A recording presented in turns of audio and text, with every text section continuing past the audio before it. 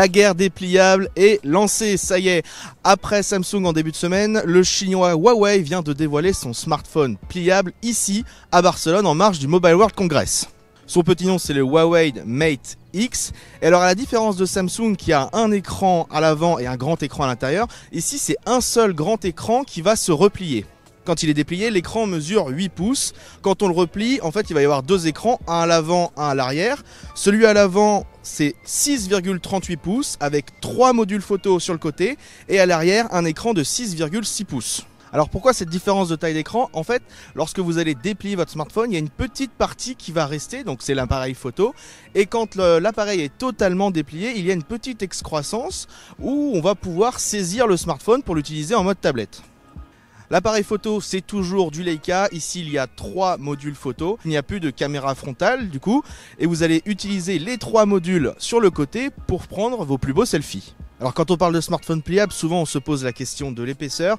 Ici, Huawei a été assez transparent. Replié, le smartphone mesure 11 mm d'épaisseur. Et déplié, il mesure seulement 5,4 mm d'épaisseur.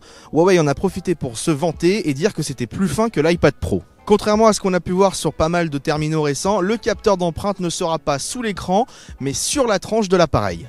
Ce smartphone, il est aussi compatible 5G. Huawei a parlé de son nouveau modem à l'intérieur qui s'appelle le Balong 5000. Le nom de ce modem, il n'est pas très important. Ce qu'il faut surtout retenir, c'est que Huawei promet des débits en download théoriques assez impressionnants, 4,6 gigabits par seconde, soit 10 fois la 4G. Il faudra quand même vérifier dans la réalité. Côté performance, à l'intérieur, Huawei renouvelle sa confiance à son Kirin 980.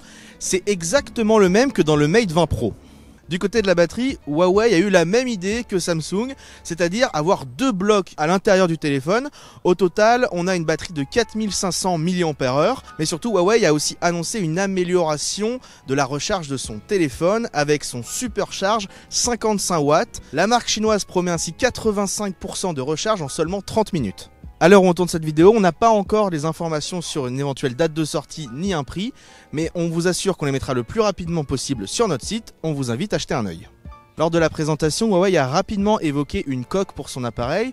Cette coque a la particularité de effectivement protéger le téléphone. Seul inconvénient, on ne peut pas le déplier quand on l'utilise.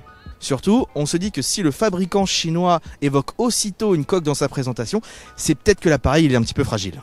Autre petit motif d'inquiétude, c'est cet écran. Ce qu'il faut déjà savoir, c'est que si l'écran est pliable, c'est pas du verre. Ici, ça va être en fait du plastique qui va être tactile. On a pu voir le smartphone de très près, mais pas vraiment l'utiliser. Et on a eu l'impression de voir quelques reflets. Et on se demande si à l'utilisation, ça va pas être un petit peu gênant. Pour l'instant, on n'a pas pu avoir en main l'appareil. Alors on a vraiment hâte de l'essayer, mais on va garder notre verdict pour la prise en main. En tout cas, pour le moment, on est plutôt emballé. On attend votre avis dans les commentaires sur YouTube. Retrouvez-nous toute la semaine pour suivre toute l'actualité du Mobile World Congress 2019 sur 01net.com et sur notre chaîne YouTube.